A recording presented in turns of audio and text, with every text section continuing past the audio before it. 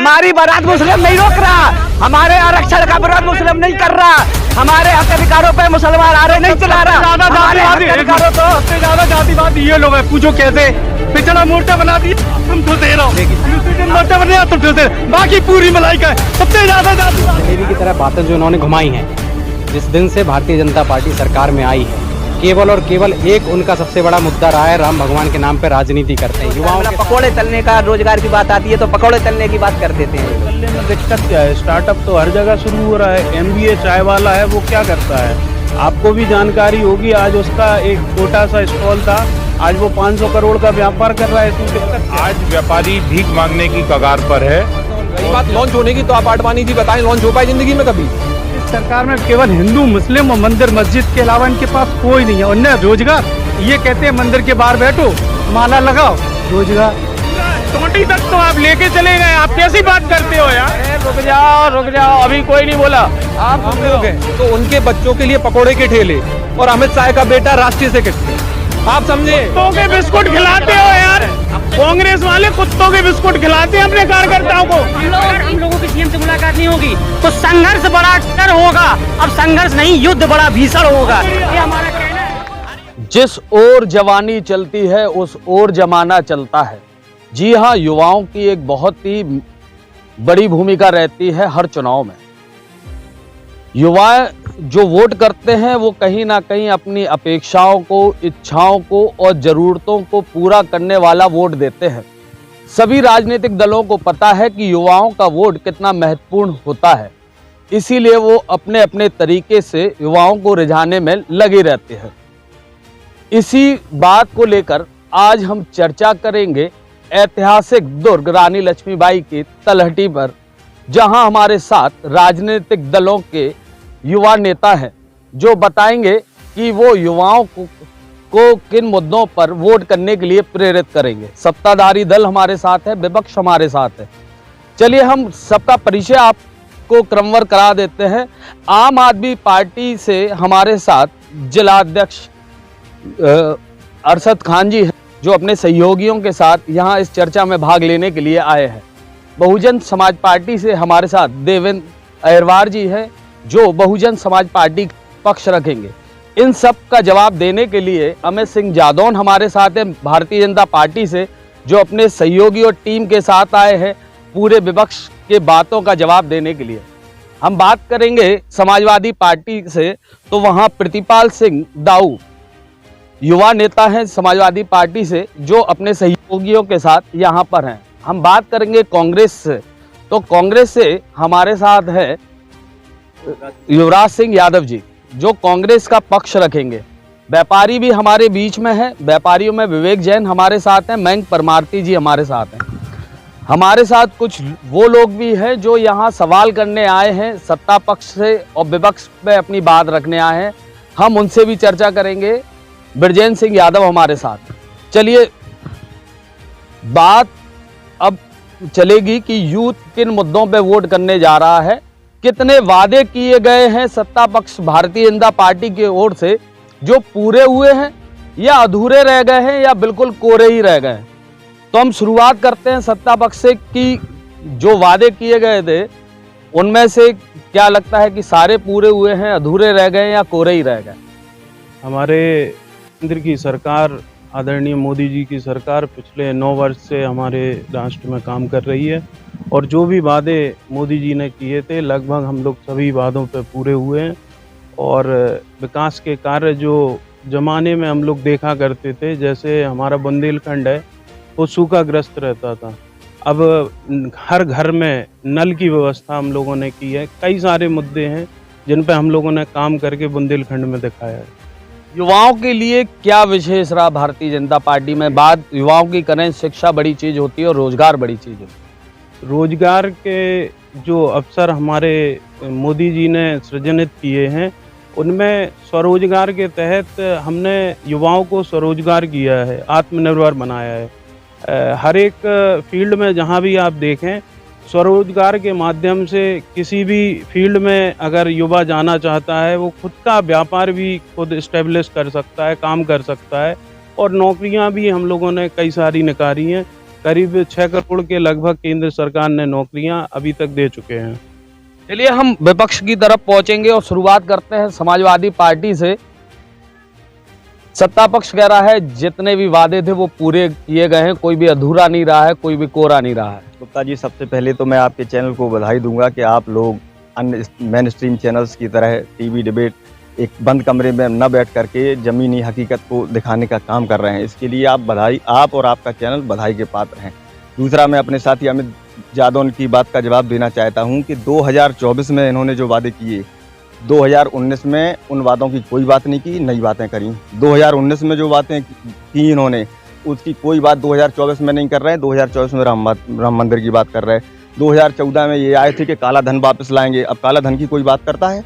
बात की थी किसानों की आय दोगुनी करते कि 2019 आज यूथ का कार्यक्रम है। मुख्य विषय पे जिस पे हम चर्चा करने जा रहे हैं, वो युवाओं के लिए 3 चीजें विशेष होती हैं: शिक्षा, रोजगार, नौकरी। इन विषय पे सत्ता पक्ष का क्या प्रदर्शन रहा? बिल्कुल 0 नंबर है। चाहे आप बेरोजगारी देख लिए, उन्होंने कहा था कि 2 करोड़ रोजगार प्रतिवर्ष ये देंगे। आज क्या स्थिति है? शिक्षा की क्या स्थिति है? किसी से छुपी नहीं है। हर विश्वविद्यालय में, चाहे JNU हो, चाहे जितने बड़े बड़े विश्वविद्यालय नामचीन हैं, उन सब का ऐड कट करने का काम ये कर रहे हैं।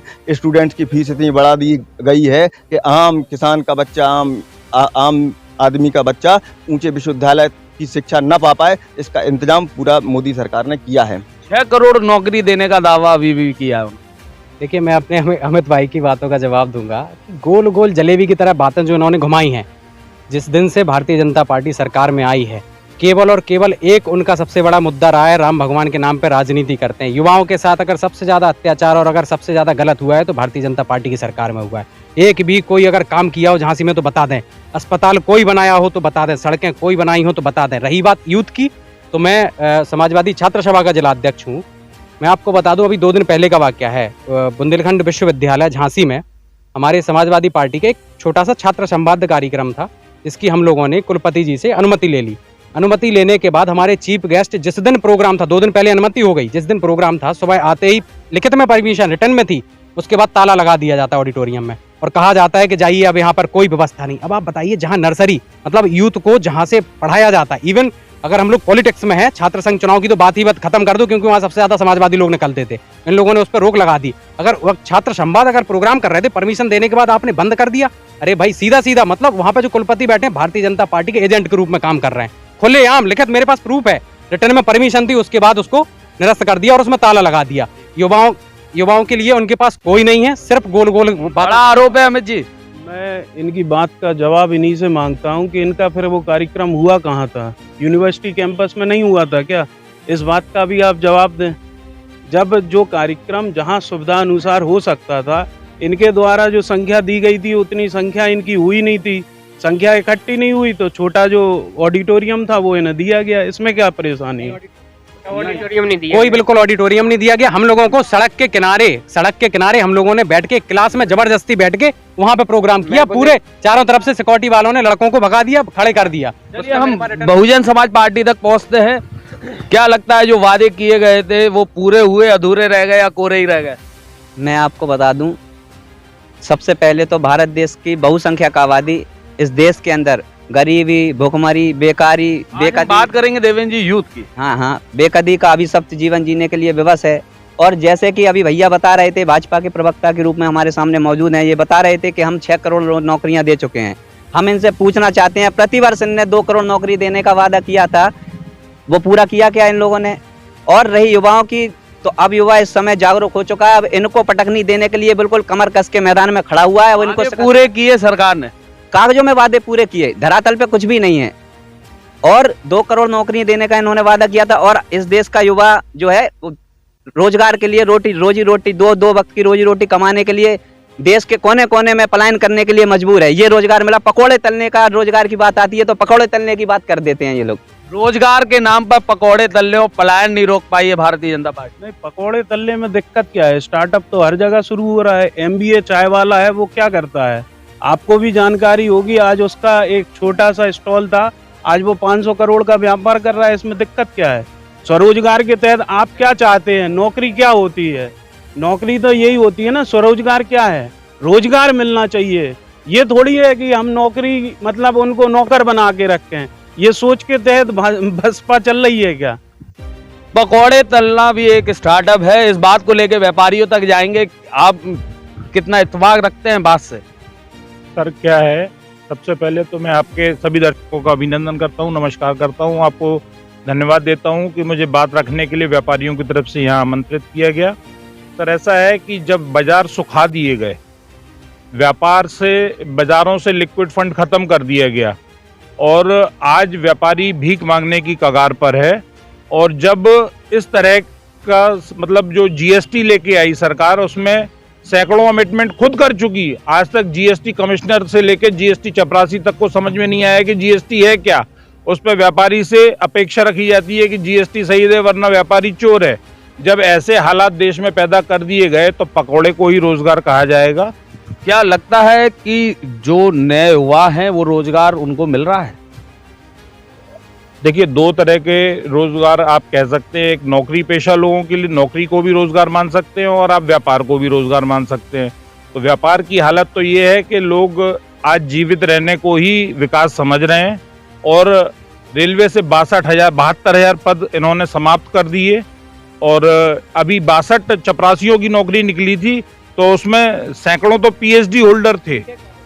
72,000 उसमें आवेदन आए थे और 400 कुछ उसमें 600 कुछ उसमें पीएचडी होल्डर थे। तो ये अब इन्होंने दिए देश की, जो अब की बार मोदी सरकार बहुत हुई महंगाई की मार का वादा करके आए थे। कांग्रेस तक हम पहुंचते हैं, न्याय यात्रा निकलने वाली है, कितना अंतर आएगा युवाओं में न्याय यात्रा को लेकर? युवाओं में तो अंतर बहुत ज़्यादा आएगा। और पहले हम जो आपका बेसिक बुनियाद सवाल है उस पर आते हैं। पहले आपका बहुत बहुत धन्यवाद कि आपने बोलने का मौका दिया, क्योंकि अगर भाजपा का बस चलता है तो आपने देखा ये चुने हुए जनप्रतिनिधियों को संसद में भी नहीं बोलने देते, तो यहाँ आपने बोलने का मौका दिया, उसके लिए बहुत बहुत धन्यवाद। और मैं आपसे भी निवेदन करूंगा, थोड़ा अपना आप रुख में चेंज करिए, क्योंकि आंख में आंख डाल के सवाल करना आपका कर्तव्य है। आप हम सबसे पूछ रहे हैं कि वादे पूरे हुए या नहीं हुए। मैं आपसे पूछता हूँ, वादे पूरे हुए हैं क्या?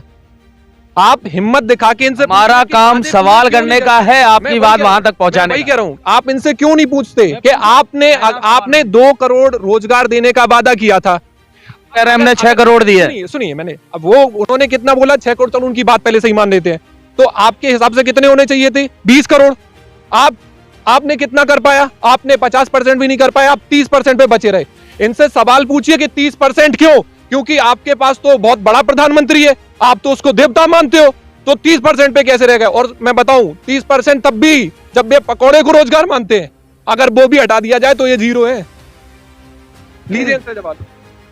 बड़ा सवाल आया है कि आप 30% ही नौकरी और रोजगार दे पाए हैं। नहीं, इनका तनाव हम लोग समझ सकते हैं, इनका प्रोडक्ट ही लॉन्च नहीं हो पा रहा अभी तक।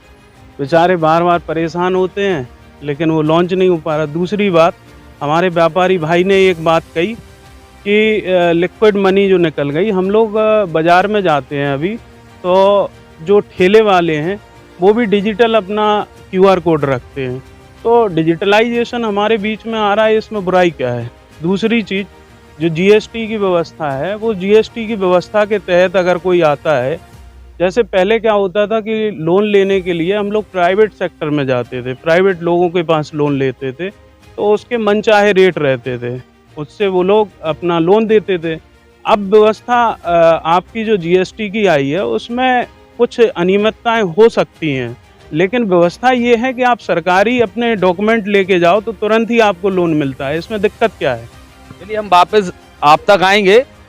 युवराज जी बताएं। युवराज जी, पहले देखो, मैं वही बता रहा हूँ कि आज भाजपा का कोई से बड़ा नेता ले लो, यहाँ से सवाल किया गया था कि आप 30% पे क्यों रह गए? जवाब नहीं मिला ना। सारी बात कर लेंगे लेकिन असली मुद्दों पे जवाब नहीं देंगे। और रही बात प्रोडक्ट लॉन्च की, भाई देश में सबसे बड़ा चुनाव लोकसभा का होता है और राहुल गांधी जी आज लोकसभा के मेंबर हैं। अब अगर वो आप लोकसभा के मेंबर को अगर मेंबर नहीं मानते तो मैं नहीं समझता। और रही बात लॉन्च होने की, तो आप आडवाणी जी बताएं, लॉन्च हो पाए जिंदगी में कभी? लॉन्च हो पाए? आडवाणी जी लॉन्च नहीं हो पाए, लेकिन हम इसका भी हम जवाब दे रहे हैं। आडवाणी जी की वास्तविकता तक तो आप कभी छू के भी नहीं निकल पाओगे। उनने जो काम किया, उनने जो लॉन्चिंग की थी, आज सुनो ना, वो बात सुनो, जो उनने राम मंदिर के लिए लॉन्चिंग की थी, वो आकार लेके खड़ा है, जित तो आप सोच ही नहीं सकते हो। और वो आस्था का विषय, आपके लिए भी आस्था का विषय कोई रहा ही नहीं है। चलिए हम आम आदमी तक भी पहुंचेंगे, जिनका नाम, पार्टी का नाम ही आम आदमी पार्टी है और आम आदमी के लिए ही ये पार्टी बनाई गई थी। क्या लगता है सत्ता पक्ष ने वादे पूरे किए? देखिए, ये सच्चाई जग जाहिर है, वायदों के नाम पे सिवाय जुमलेबाजी के और कोई काम नहीं हुआ है। जो अभी हमारे भाजपा के मित्र आंकड़ा दे रहे थे, तो सबसे पहले मैं उनको करेक्ट करना चाहूँगा। उन्होंने कहा 6 करोड़ नौकरियाँ, तो 6 करोड़ नौकरी कहाँ से, किस स्रोत से वो ये आंकड़ा दे रहे हैं, पहले वो स्पष्ट कर दें। अगर वो 6 करोड़ रोजगार बोलें तो फिर भी एक बात हो सकती है। नौकरियां, लाखों पद प्रदेश में और पूरे देश के विभिन्न राज्यों में खाली पड़े हुए हैं। जहां पे नौकरियां निकाली जाती हैं वहां पर पेपर लीक हो जाता है, फिर step by step lower court से लेके सुप्रीम कोर्ट तक की यात्रा करने के बाद सालों साल निकल जाते हैं, कोई नियुक्ति किसी की नहीं होती है। ये सच्चाई है। पेपर लीक की बात की है, हम बहुजन समाज पार्टी तक पहुंचेंगे। अभी हमारे भाई भाजपा के कह रहे थे राम मंदिर, इस सरकार में पिछले 10 साल होने वाले हैं। यूथ की बात करने के लिए थोड़ा सा हमें रखने दीजिए बात। इस सरकार में केवल हिंदू, मुस्लिम और मंदिर मस्जिद के अलावा इनके पास कोई नहीं है। और न रोजगार, ये कहते हैं मंदिर के बाहर बैठो, माला लगाओ, रोजगार। इन लोगों ने शुरू से क्या किया, वर्ण व्यवस्थावादी रही है, मनुवादी, और वो इनके अभी भी है। पेपर लीक की बात आई है देवेंद्र जी, तो क्या रोजगार है? जिस प्रकार आम आदमी पार्टी ने सवाल उठाया है कि पेपर लीक होते हैं, इसमें कोई दो राय नहीं है कि भारतीय जनता पार्टी जो बड़े बड़े वादे करके 2 करोड़ नौकरियां प्रति वर्ष लाएंगे, अच्छे दिन लाएंगे, गरीबी को मिटाएंगे, महंगाई को मिटाएंगे, इन्होंने ये तो नहीं मिटाया, लेकिन गरीबों को मिटा दिया, बेरोजगार युवाओं को मिटा दिया, किसानों को मिटा दिया, महिलाओं को मिटा दिया, नौजवानों को मिटा दिया। और इस हद तक मिटाया कि आपने देखा होगा दिल्ली में किसानों ने आंदोलन किया, उनको लठ मार के इन्होंने मिटाया। रोजगार के लिए युवाओं ने आंदोलन किया, उनको लठ मार के मिटाया। हर जो व्यक्ति अपने देश में आवाज उठाना चाहता है, उसको ये लठ मार के मिटाना चाहते हैं। और लठ मार के सिर्फ इनको नहीं मिटाया, अभी आडवाणी जी की बात हुई थी, उनको भी लठ मार के मिटाया गया है। आज आडवाणी जी की बात कोई करने वाला नहीं है। चलिए हम बात करेंगे सत्ता पक्ष से। झांसी बुंदेलखंड में रोजगार सृजन के लिए क्या कार्य किए गए? अभी भाई साहब बता रहे थे कि लठ मार के अडवाणी जी को निकाला। भारत रत्न अगर लठ मारना है तो सबको लठ मारना भाजपा को स्टार्ट करना चाहिए। झांसी बुंदेलखंड में रोजगार सृजन के क्या कार्य किए गए? अभी बुंदेलखंड में आप देख रहे होंगे, बीडा की एक हम लोग योजना लेके आए हैं, जिसमें अधिग्रहण का काम चल रहा है। हमारे यहाँ एयरपोर्ट आ रहा है, डीपीआर हमारी मेट्रो की स्टार्ट हो गई है। ये सारे काम हमारे भाजपा की सरकार कर रही है। पिछले 7 सालों से हम लोग काम कर रहे हैं। चलिए हम समाजवादी पार्टी तक पहुंचेंगे। भैया बहुत बड़ी बात कही हमारे मित्र ने, चूंकि बहुत बड़े नेता हैं, बहुत बड़े किसान हैं और बहुत बड़े ठेकेदार हैं झांसी के। आप तो जमीन पर रहते नहीं है। मेट्रो पिछले 15 साल के कार्यकाल में आपकी चल रही है उत्तर प्रदेश में, झांसी में। और अरे रुक जाओ, अभी कोई नहीं बोला, आप सुनते रहो। पिछले अगर लोकसभा चुनाव से पहले आपने देखा होगा कि इनकी सबसे बड़ी योजना मेट्रो योजना थी। आज भी वो धरातल पे कहीं नहीं है। दूसरी बात इन्होंने जो यूथ को कहा है, जो यूथ का आपका कार्यक्रम है भैया, जो यूथ का जो कार्यक्रम है, यूथ के लिए जो आपने किया वो तो कोई कर ही नहीं सकता उत्तर प्रदेश के अंदर। आज बुंदेलखंड में आपने इतने विश्वविद्यालय खोल दिए अपनी सरकार में युवाओं की शिक्षा के लिए, ताकि वो पढ़ के विदेश जा रहे हैं, इजराइल जा रहे हैं, जहाँ पे महामारी फैल रही रोजगार के लिए। कहाँ जा रहे हैं? इजराइल। रुक जाओ, आपने उत्तर प्रदेश में जो काम किए वो ऐतिहासिक है। बुंदेलखंड और झांसी के लिए तो आपने इतना दे दिया कि कोई ले नहीं पाला। आप समझ लो कि जितना पिछड़ा वर्ग, गरीब और हरिजन कोटे का जो आरक्षण व्यवस्था थी और उससे जो स्कॉलरशिप मिलती थी बच्चों की पढ़ाई के लिए, आप बता दें कि कितना बजट कब से आया और क्यों नहीं आया। आज शिक्षा आपने जो यूथ था उसे जड़ से खत्म कर दिया है। और आप कहते हैं कि हम बीड़ा लाए। बीड़ा में जो किसानों की जमीन आप अधिग्रहित कर रहे हैं उस पर 10 साल पुराना सर्किल रेट, जबकि अभी आपने 20% बढ़ाया, 20% से 50% तक बढ़ाया है सर्किल रेट। उस सर्किल रेट पे आप जमीन ले रहे हैं। उनकी किसानों की कोई सुनवाई करने वाला नहीं है। उन गरीबों का क्या होगा जिन्हें भूमिहीन कर दिया जा रहा है आपके द्वारा, उसके बारे में कोई जवाब है आपके बात पास? शिक्षकों की, चलिए हम शिक्षकों तक भी पहुंचेंगे। आप अपनी बात कहने आए हैं, क्या है मामला शिक्षा को लेकर? सबसे पहले तो हम आपके द खुलासा न्यूज चैनल को बहुत धन्यवाद देना चाहते हैं, जो आप इतने बड़े मंच पर हम लोगों की बात उठाते हैं। वरना आज तक चैनल या और भी चैनल है, उनकी हिम्मत नहीं पड़ती है, क्योंकि तलवे चाटने में लगे हुए हैं। इनका नाम दे दिया गया है गोदी मीडिया, इसलिए हम गोदी मीडिया का तो बहिष्कार ऑलरेडी कर ही चुके हैं। इसलिए हम द खुलासा न्यूज चैनलों को धन्यवाद देना चाहते हैं। पिछली बार भी हमने अपनी बात रखी थी, जैसे कि कह रहे रोजगार की बात, 2018 में 69 शिक्षक भर्ती आई थी, उसके बाद आज 7 साल हो रहे कोई भी शिक्षक भर्ती नहीं आई है। और आपस में बीएड बीटीसी को एनसीटी गाइडलाइन को फॉलो ना करते हुए लड़ाया जा रहा है। आज लाखों लोग फैले हुए हैं बेरोजगारी। 69 शिक्षक भर्ती में इतने व्यापक पैमाने पर घोटाला हुआ है। हम ओबीसी एससी वालों को 19,000 सीटों को घोटाला कर दिया गया है। उस लिस्ट में जो 67,867 2020 में दी गई थी, उसमें घोटाला किया गया। उसमें खुलासा भी है कि इन्होंने जब लिस्ट दी तो ना तो जनरल को दिखाया गया, ना क्वालिटी पॉइंट दिखाया गया। इसके बाद घोटाला ऑन स्पॉट कोर्ट के सामने, सुप्रीम कोर्ट के सामने, सीएम साहब ने भी और उनके शिक्षा मंत्री, हम दिखाना चाहेंगे आपके कैमरा पर थोड़ा, आप देखिए ये ओबीसी के लोडर नेता हैं, लोडर, जो हमारे बीजेपी में जो बोल नहीं पाते हैं। 605 दिन से लखनऊ में हमारा धरना चल रहा है, 605 दिन हो गए हैं और 45 दिन से बच्चे भूख हड़ताल पे भी बैठे हुए हैं हमारे साथ के। आप बोल रहे हैं सर कि रोजगार दिया है और 600 करोड़ नौकरियां दी हैं, तो फिर हमारे साथियों ने 4 साथियों ने सुसाइड कर लिया है सर।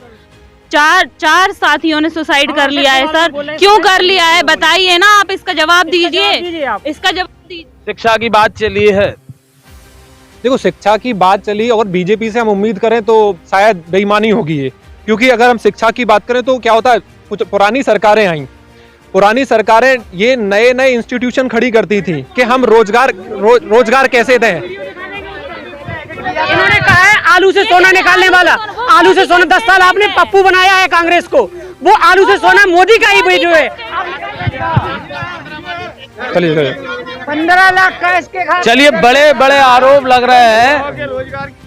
2021 में टीजीटी परीक्षा के लिए 3,500 वैकेंसीज आई थी, उसका अभी तक पेपर नहीं करवाया। और उसमें सुनो और एक चीज बताएं दे, अगर ये बोल रहे कि पकोड़े तलना रोजगार है, तो मोदी जी ने 2019 क्या लगता है झांसी बुंदेलखंड में रोजगार के नई चीजें सृजन हुई? मुझे नहीं लगता। जब 2019 में मोदी जी ने बोला मैं 2 करोड़ रोजगार दूंगा, तो फिर भाई 2 करोड़ रोजगार मत दो, आप 2 करोड़ पकोड़े के स्टॉल बांट दो। और एक चीज और मेरी बात सुनो आप, जब 2021 में 3,500 वैकेंसी जो 14 लाख लोगों ने, आप जब सोचो बेरोजगारी कितने लेवल पे है, यूपी में 14 लाख लोगों ने सिर्फ 3,500 टीजीटी पीजीडी पे 14 लाख लोगों ने वो किया। अब सोचो, और 21 से 24 हो गए, अभी तक उस पेपर का कोई भी नाम पता है ही नहीं। 2020 से पेट का एग्जाम करा रहे हैं, 40 लाख फॉर्म डल रहे हैं, लेकिन एग्जाम सिर्फ 2020 में एक किसी चीज का लेखपाल का हुआ था, जो अभी ज्वाइनिंग हो रही है, उसमें भी कई प्रकार के घोटाले सामने आए। It was just like a lollipop. बड़े आरोप लग रहे हैं कि रोजगार नहीं दिया जा रहा है। पुलिस भर्ती अभी 60,400 की भर्तियां निकाली है, किस सरकार ने निकाली?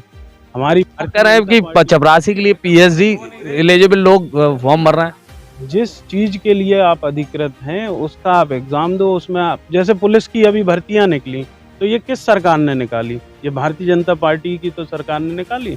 और रोजगार की जो बात हो रही, पकोड़े तलने की बात हो रही, मैंने कहा स्टार्टअप, अब उन्हें क्या है कि मुद्दा चाहिए। जिसके पास बेस है नहीं तो वो तो बेसलेस बात करेंगे ना, मुद्दा तो आपको चाहिए है ना। जब बात किसी आप मुद्दे की करोगे, आपने रोजगार की बात करी, मैंने आपको जवाब दिया कि एक रोजगार स्टार्टअप इंडिया के तहत भी हम लोग कर रहे हैं। जैसे अभी विश्वकर्मा योजना एक हम लोगों ने चलाई, उसमें टूल किट बांट के हम लोगों ने जितने भी औजार बनाने वाले हो, नाई हो, किसी भी समाज के जिस हिसाब से जो लोग काम करते थे, छोटे छोटे व्यापारियों को हम लोगों ने लोन की व्यवस्था कराई, जिससे वो अपने रोजगार का सृजन कर सकें और अपना काम कर सकें। ये भी मेट्रो की बात चली है, झांसी वासी कब मेट्रो में घूमेंगे, ये बड़ा सवाल था। डीपीआर उसकी तैयार हो रही है, कोचा भावर से शिवपुरी रोड तक का डीपीआर कंप्लीट हो चुका है, उस पर काम चल रहा है। कोई भी जैसे कोई बच्चा हुआ, अब कोई सुनने को अगर तैयार हो तो देखो एक मिनट भैया, इतना रोजगार है। मैं बता रहा हूँ, भैया ने केवल पूरी बात घुमा फिरा के बीड़ा से होते हुए मेट्रो तक लेके आया। 1 मिनट पहले मेरी बात सुन लो। सबसे पहले आप ये बताओ, डिफेंस कॉरिडोर की बात क्यों नहीं कर रहा? डिफेंस कॉरिडोर के नाम पे कुछ है ही नहीं। बड़े बड़े पूंजीपतियों को जमीन लेके वहां पे पूरी अधिकृत कर दी गई, कहीं कुछ नहीं। अभी डिफेंस कॉरिडोर की आपको जानकारी होगी, आपके सफाई के नेता बाउंड्री बना रहे, पता कर लो। नेता बाउंड्री बना रहे, वहां पे केवल एक सुनो, किस चीज की बाउंड्री बन रही है, कितने पहले का? आप ये बताओ, हजारों करोड़ रुपए का भरा पड़ा है, आपकी सरकार ने छोड़ा था। आज जो पूरा टोटी तक तो आप लेके चले गए। आप कैसी बात करते हो यार, कैसी बात कर रहे हैं? नहीं, समाजवादी पार्टी पूरा लेके चली गई। आपने सुरक्षित वातावरण दिया था सरकार को, किस स्थिति में? डिफेंस कॉरिडोर केंद्र का प्रोजेक्ट है राज्य का। अब आपको ये 5 साल समाजवादी पार्टी की सरकार की गंदगी साफ करी, कैसे आप बात करते हो? काम करने के लिए वहाँ लिया जाता था। ये लोग रोजगार के नाम पर युवाओं को गुमराह करने का काम कर रहे हैं और हिंदुत्व के एजेंडे के तहत SC ST OBC के हक अधिकारों को पर आरे चलाने का काम कर रहे हैं। और हिंदुत्व के एजेंडे, अब हिंदुत्व की आप बात कर रहे हैं। अभी 22 तारीख, सुन तो लो, आप पूछो ना, हम पहले जवाब, आप बात तो सुनो। आप 22 तारीख को मंदिर का उद्घाटन हुआ था। 1 मिनट, हमारी जो हम बात कह रहे हैं वो तो सुन लो। 22 तारीख को मंदिर का उद्घाटन हुआ, तब से लेके आज तक कितने वहां पर टूरिस्ट पहुंचे हैं? आपको रोजगार कैसे? हम पिछड़े होते हैं, आम आदमी पार्टी तक पहुंचते हैं। यूथ की बात होगी नीरज जी, यूथ की बात होगी, बात यूथ की है। राम मंदिर को हाईजैक कर लिया गया है। आप ये बताइए, कोई पिता बच्चे को पैदा करता है या बच्चा बाप को पैदा करता है? मैं ये बताइए, है जो कहते हैं कि राम को लेके आए, हम को लेके आए। देखिए, कृपया बहस ना करें, मैं सब तक आऊंगा। भाजपा की, हाँ, जो यूथ की बात है, तो यूथ को भरमाना, भाजपा इसमें एक्सपर्ट है। रोजगार की कोई बात ना करे तो उसको गुमराह करके उसको कांवड़ पकड़ा दो या उसको पकोड़े की बात कर दो। ये जैसे अभी जो बात हो रही थी नौकरियों की, जो आपने आंकड़े दिए, क्या सरकारी पद सारे भरे होने के बाद में आदमी पकोड़े तले, बोले बच्चों को हम लोग इतना पढ़ाएंगे, उसके बाद में बच्चे बीटेक करने के बाद चंडीगढ़ में क्या हुआ? नौकरी एक बात अलग है और रोजगार, जो स्वरोजगार की बात कर रहे हैं वो चीज अलग है। नौकरी में जो आज जगह पड़ी हैं और ढेर सारे बच्चे आज परेशान है। और दूसरी चीज मैं बताऊंगा आपको, झांसी में खड़े हम लोग सब झांसी वासी हैं। यहाँ झांसी में अपना मात्र एक झांसी सूती मिल बना हुआ था, लगभग 2500 आदमी इसमें कार्यरत था, काम कर रहा था। और सन 2001 है ना, सुनो, सन 2001 में को यदि रोजगार मिला होता यूथ को, आप यूथ की बात कर रहे हैं तो हाँ, युवाओं की बात कर रहे हैं तो 80 करोड़ परिवारों को राशन बांटने की जरूरत नहीं पड़ती। ये केवल जुमले वाली पार्टी। हम इनसे ये पूछना चाहते हैं कि आप कौन से हिंदू राष्ट्र की परिकल्पना कर रहे हैं, बस ये बता दो हमें। अभी एक बात चल रही थी, शिक्षा के क्षेत्र की बात हो रही थी, तब हमारे भाई ने कहा कि इजराइल गए थे और कोरोना में सारी व्यवस्थाएं, जो बात बताई गई, तो वंदे भारत के तहत हम लोगों ने जो हमारे प्रवासी जो छात्र छात्राएं थी, उनको लाने का काम भी भारतीय जनता पार्टी की ही सरकार ने किया था। मोदी जी ही उनको विदेश से लेके आए थे।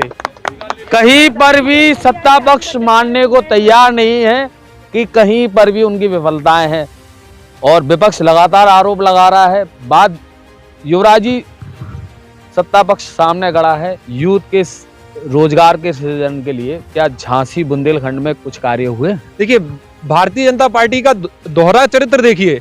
आम आदमी पार्टी के अगर आम लोग हैं तो उनके बच्चों के लिए पकोड़े के ठेले, और अमित शाह का बेटा राष्ट्रीय सेक्रेटरी।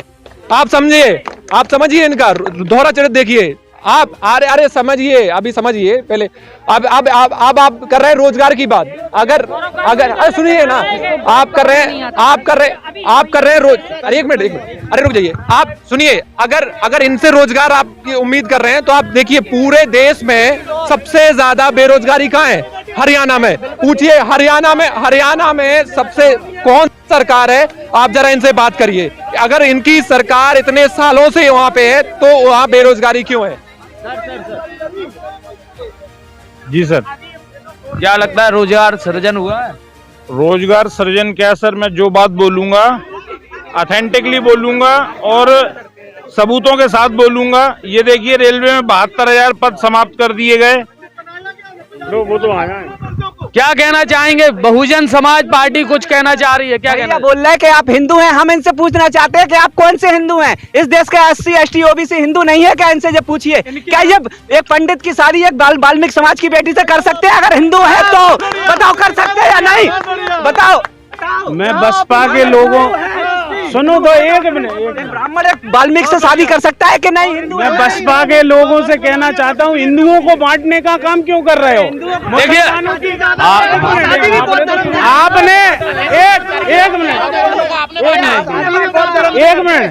आप एक बात बताओ, आपने कभी मुसलमानों की जातियां बताने का काम कर पाया? हिंदू ही को बांटोगे, हमेशा हिंदू को बांटोगे। हमारी बारात मुस्लिम नहीं रोक रहा, हमारे आरक्षण का विरोध मुस्लिम नहीं कर रहा, हमारे हक अधिकारों पे मुसलमान आ रहे नहीं चला रहा।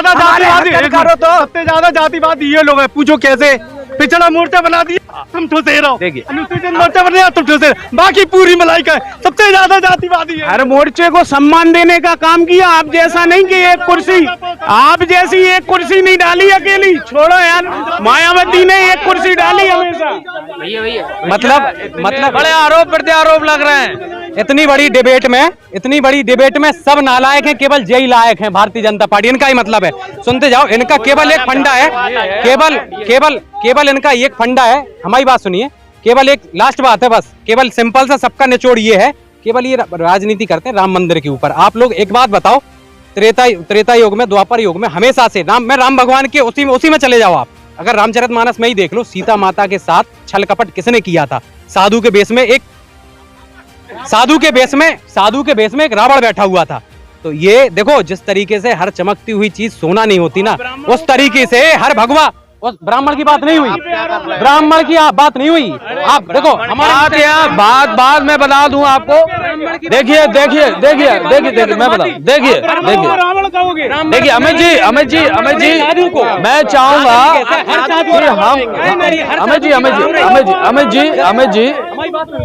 अमित जी मैं चाहूंगा, हम यहाँ युवाओं पे बात करने के लिए आए थे, हम यहाँ जाति पे बात करने नहीं आए, हम यहाँ युवाओं पे बात करने आए हैं।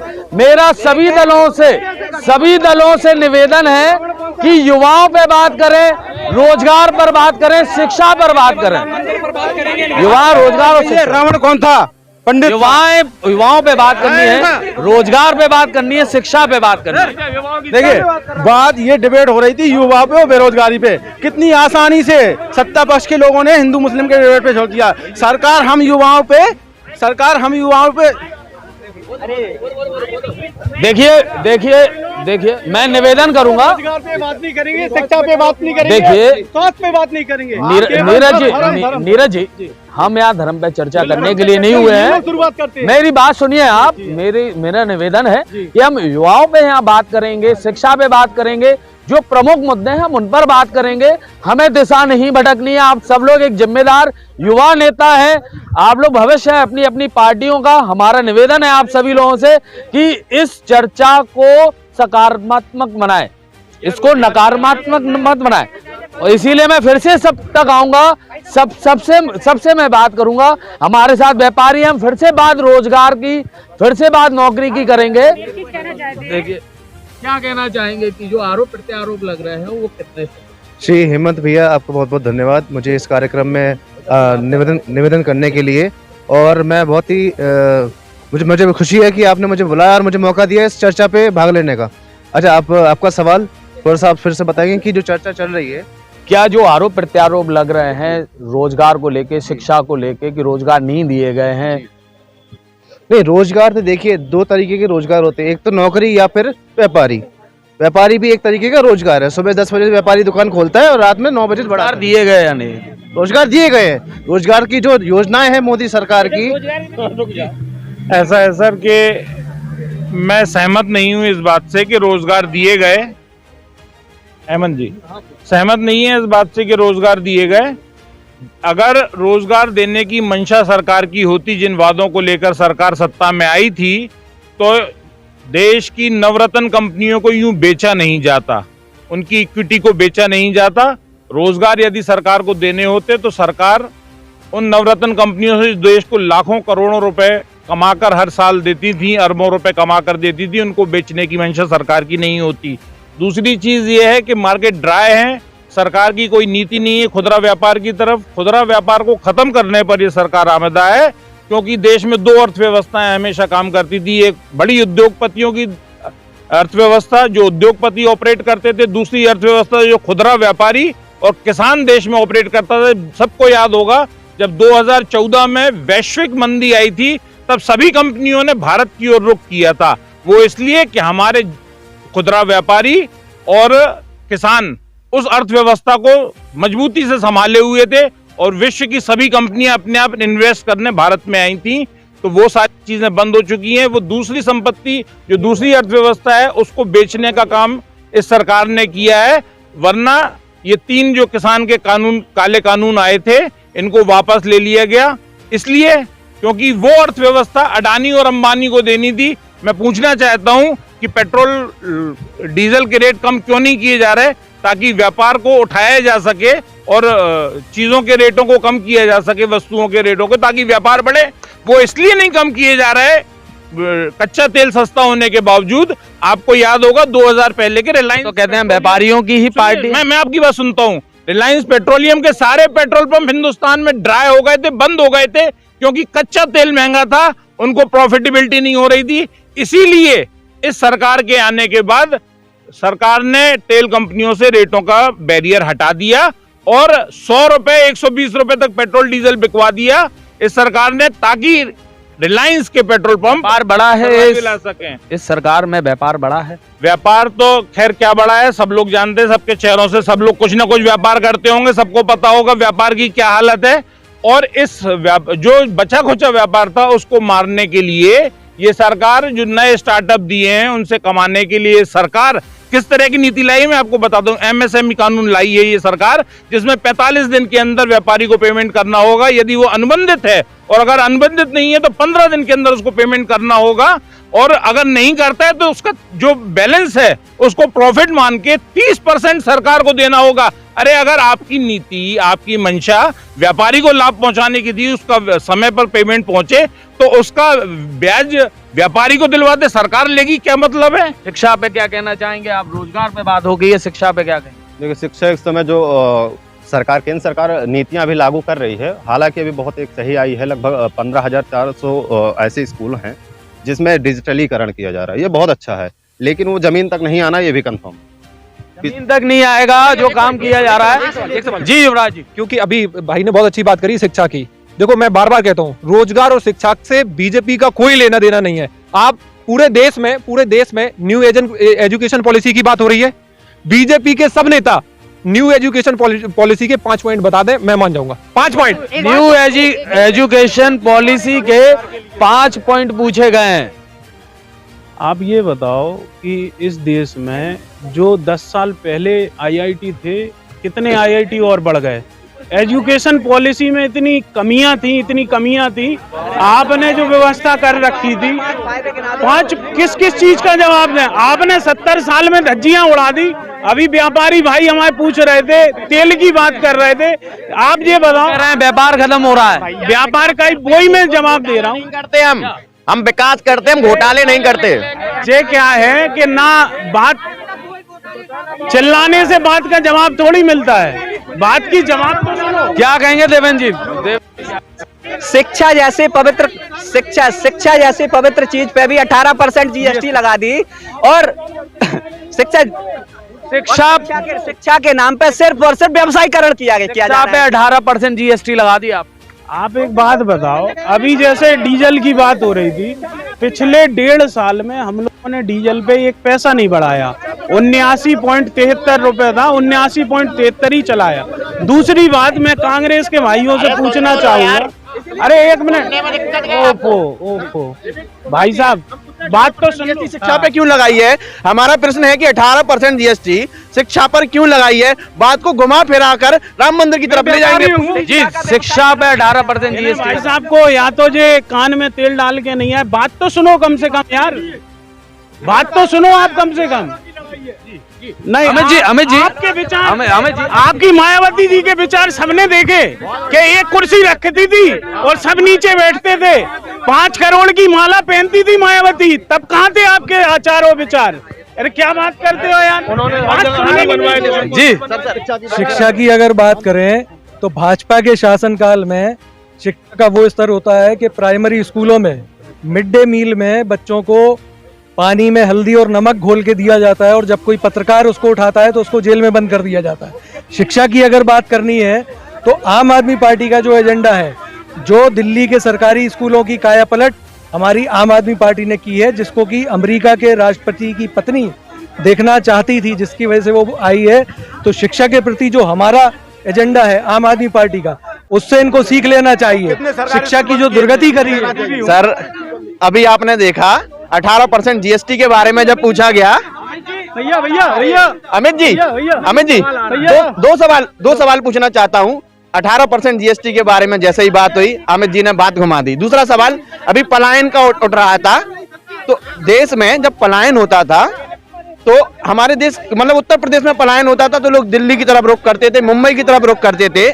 कहना चाहेंगे भैया एक छोटी सी बात, बस एक छोटा सा सवाल युवाओं के लिए, क्योंकि आज इतना भयंकर रोजगार दे दिया भाजपा सरकार ने, इतना भयंकर रोजगार दे दिया, अगर 50 भर्ती निकाल लें 50,000 फार्म भरे जाते हैं, तो वो और इनके प्रधानमंत्री आज स्टेज पे खड़े होके कहते हैं कि 80,000 करोड़ लोगों को मैं राशन दे रहा हूँ। तो वो कौन से रोजगार पाए हुए लोग हैं जो राशन ले रहे हैं?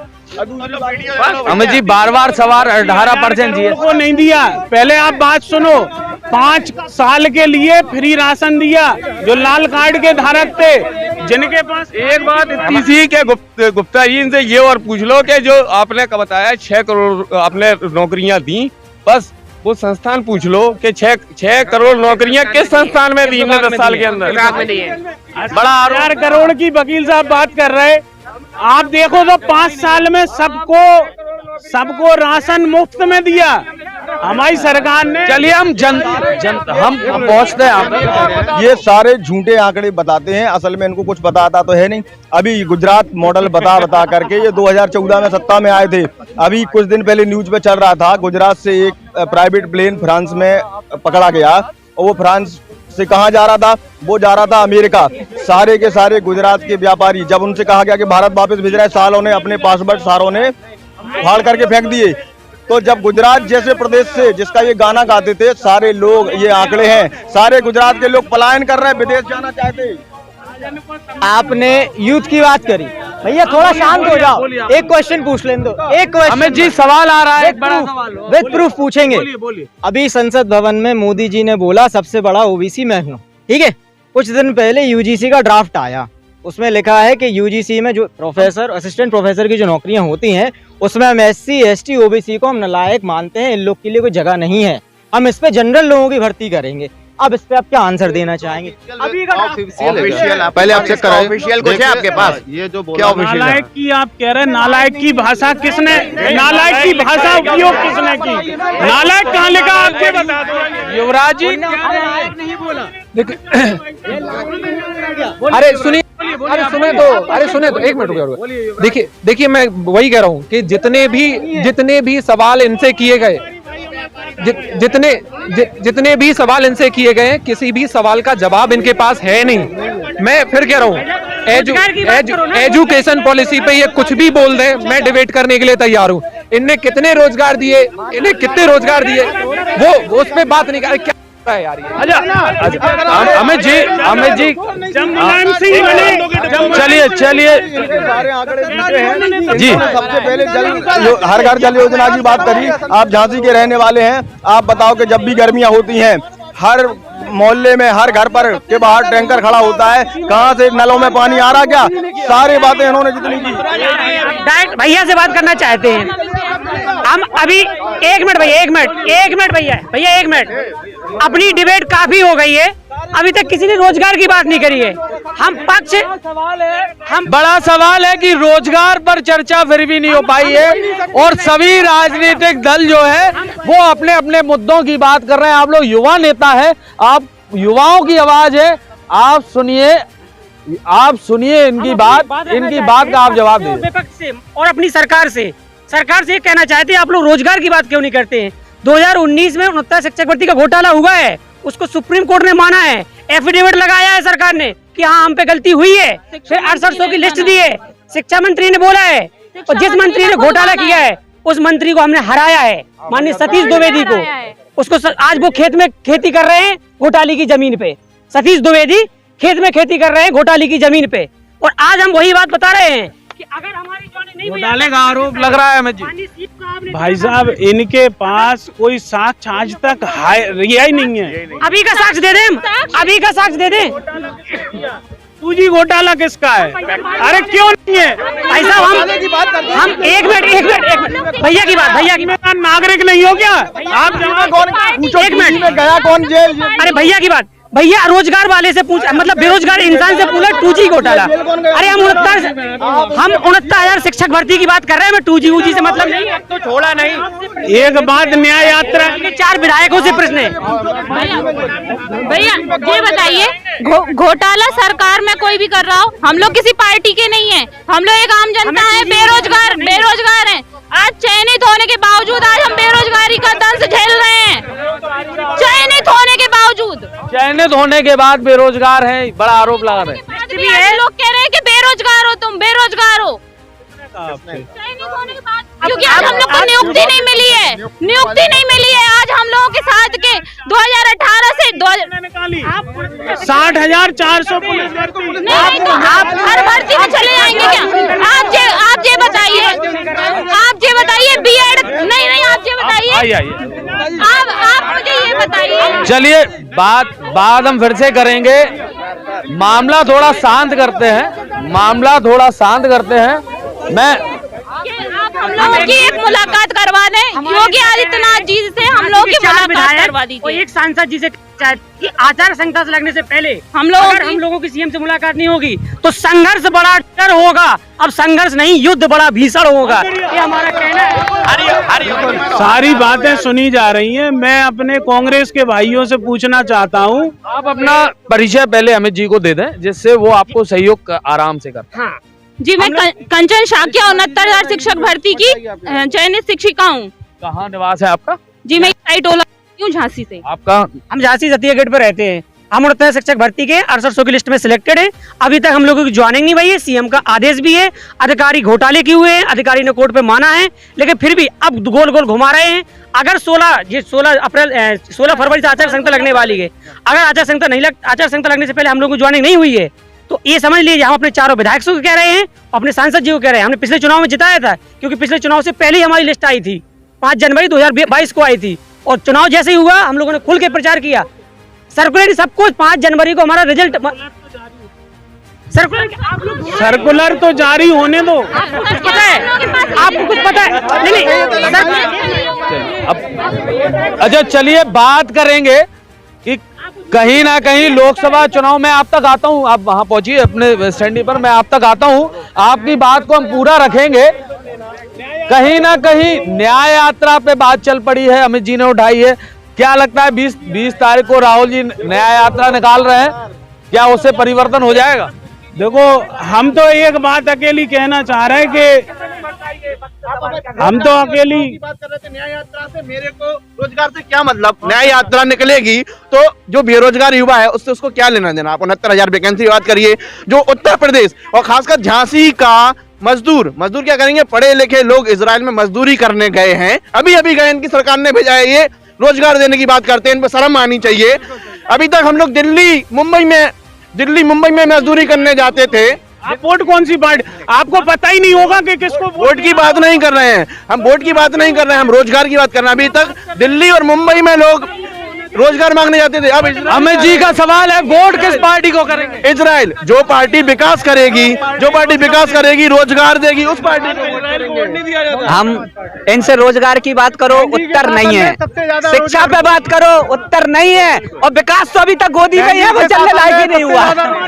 इन्होंने कहा कि वोट किसको देंगे। अमित भाई इनडायरेक्टली भाई को बताना चाह रहे हैं कि बहन जी हमारे बगल में किसकी बैठी हुई हैं, आप चिंता ना करो। बहन जी वाले तो खुद अमित जी वो बड़ा आरोप विपक्ष का है, आप शिक्षा पे बात नहीं करते हैं, आप रोजगार पे बात नहीं करते हैं, और बात घूम फिर कर वही मुद्दे पर पहुंच जाती है। सारे आपके सवालों का जवाब दिया। ये जो बसपा के लोग यहाँ बैठे हैं जो ले दे के सीधे आरक्षण पे आ जाते हैं। कोई पूछ रहा मोदी जी की जात कौन सी है, बात कहाँ रह गई, शिक्षा की बात कहाँ रह गई। चलिए मैं सभी लोगों से निवेदन करूंगा, एक एक आप लोग अपने अपने सवाल जो है मुद्दे से नहीं भटकिए, शिक्षा पे बात कीजिए। अमित जी जवाब देने के लिए तैयार है, आप लोग शिक्षा पे बात कीजिए। बोलिए, आप सवाल कीजिए, मैं आपको जवाब दिलाता हूँ। इजराइल मजदूर भेजे कि नहीं भेजे? आप तो शिक्षा पे बात कीजिए, रोजगार पे बात, रोजगारी पे बात कर रहा हूँ। अगर देखो इन्होंने रोजगार दिए होते तो हमारे सवाल है ना, सवाल कह रहा हूँ कि इन्होंने इजराइल क्यों भेजे? अगर आप ये यहाँ रोजगार दे रहे हैं तो इजराइल क्यों भेजना है, पूछिए। शिक्षा रोजगार को लेकर सवाल। शिक्षा पर हकीकत तो जो है दिल्ली सरकार ने जो शिक्षा पर काम किया है, तो अब देखिए हम बात यहाँ की कर रहे हैं, शिक्षा को लेके बात कर रहे हैं। युवराज जी, मैं कांग्रेसी मित्रों पे जाऊंगा, क्या कहेंगे शिक्षा और रोजगार पे? चलिए, शिक्षा रोजगार पे बड़ा सवाल रहेगा। मैं अरे अमित जी प्लीज मैं शिक्षा को लेके आप सीधा सवाल आपका। देखिए, सवाल पूछने का कोई मतलब नहीं है क्योंकि इनके पास एक भी सवाल का जवाब नहीं है। इतने सवाल पूछे गए, अमित जी एक भी सवाल का जवाब दे नहीं पाए। मेरा यहाँ पे जितने भी लोग हैं उनसे निवेदन है कि ये सिर्फ चुनावी भाषा समझते हैं, ये सिर्फ चुनावी भाषा समझते हैं। तो इंडियन अलायंस मिलके भाजपा को जब हराएगा तो अपने आप नए रोजगार सृजित होंगे। अपने आप कांग्रेस की सरकार आएगी तो रोजगार सृजित होगा। बात बता दे अकेले कांग्रेस के भाई, राहुल गांधी जी को न्याय कब मिलेगा? अकेली एक बात बता दो। और किस किस को बस तुम्हारी आपकी कांग्रेस सरकार में किस किस को न्याय मिला? हेमंत जी जो आसाम के मुख्यमंत्री हैं, वो बिस्कुट को जो बिस्कुट आप अपने पालतू जानवर को, कुत्ते को खिलाते थे, उसको खिला रहे थे, इसलिए गए थे वो। इस बात का जवाब आप दो, आप तो इस बात जी। मैं यही कहता हूँ भाजपा। अब सुनिए कार्यकर्ता का सम्मान बता रहे, शिवराज जी का क्या सम्मान होगा, सुनिए ना, पहले सुनिए ना, बता रहे अरे पूरी बता रहे, सुनिए ना, पूरी बता रहे। मैं वही कह रहा हूँ, मैं वही कह रहा हूँ। देखिए ये अरे सुनिए, अरे आप समझिए कि ये हेमंत बिस्वा शर्मा जी की बात कर रहे हैं। ये वही प्रधानमंत्री हैं। मोदी जी अपनी सभाओं में, अरे गुप्ता जी, मोदी जी अपनी सभाओं में खुला कहते थे कि हेमंत बिस्वा शर्मा से भ्रष्ट कोई नहीं है, लेकिन जैसे ही बीजेपी ज्वाइन करी सबसे साफ आदमी हो गया वो। आप मुकुल रॉय को देख लीजिए, छगन भुजबल को देख लीजिए, कुत्तों के बिस्कुट खिलाते हो यार। कांग्रेस वाले कुत्तों के बिस्कुट खिलाते हैं अपने कार्यकर्ताओं को। ऐसी आप क्या है, देखो कुत्तों से फोकस हटाइए, आप कुत्तों से, अरे इंसानों पे फोकस करिए, इंसानों को फोकस करिए, इंसानों से फोकस करिए। आप समझिए, आज भुखमरी के मामले में भुखमरी ऐसा नहीं करो, पूरी न्याय यात्रा निकल गई। इनके पास कोई जवाब नहीं है, भाजपा वॉशिंग मशीन है, चाहे जितने बड़े अपराधी आरोपी बने रहो बीजेपी में। सारे कार्यकर्ता इनके छोड़ के चले गए, इन्हें सबरे नेता। आज ही की बात है, अशोक चौहान क्यों चले गए? अशोक चौहान क्यों चले गए? ये लोग जो अपन कहते हैं ना, फूट डालो और राज करो, ये अंग्रेजों की नहीं, ये भाजपा की नीति है। फूट डालो और राज करो। क्या कहेंगे? शिक्षा, रोजगार पहुंचा दीजिए। हम एक लास्ट में अमित भैया से कहना चाहते हैं कि हमारी बात चारों विधायक, हमें अपने 2-3 विधायक पे विश्वास है, हमें अपनी जो मऊरानीपुर की विधायक है उन पे विश्वास है, हमारे जो राजीव पारिशा जी हैं उन पे विश्वास है, और हमारे जो गौरव गुरसाए के विधायक हैं जवाहरलाल, उन पे विश्वास, क्योंकि ये ओबीसी के नेता हैं, और सबसे ज्यादा जवाहर पे विश्वास है। हम शिक्षक हैं, ये लोग हमारी बात चुनाव से पहले मुख्यमंत्री तक पहुंचा दें। अरे हमारे नेता, एक मिनट, अब आप ओबीसी की बात कर रहे हो, तो हमारे मुख्यमंत्री, हमारे प्रधानमंत्री क्या कहते हैं? भैया कह रहे जाते हो, प्रधानमंत्री क्या कहते हैं? आज हमारी सर्टिफिकेट लिए घूम रहे हैं कि मैं ओबीसी। ये लोग सबसे बड़ी जब घोटाला होता है तो ओबीसी एससी के कौन सी जाति का है भाई साहब? आज हमने बताया है कि लोकसभा चुनाव की कितनी तैयारियां झांसी में हैं। आप देख सकते हैं कि कितना जोश है सभी जो युवा नेता है उनके में, सत्ताधारी दल में कितना जोश है, सभी भरपूर तैयारी के साथ हैं। अब ये भाग विधाता तय करेंगे कि किस ओर जाएगा ये चुनाव। अब आप देख सकते हैं कि कहीं ना कहीं सब अपनी अपनी बात को रखने का प्रयास कर रहे थे, इन सब की बात हम आप तक पहुंचाने का कर रहे थे, लेकिन आप देख सकते हैं कि सभी जिम्मेदार नेता यहाँ पर सभी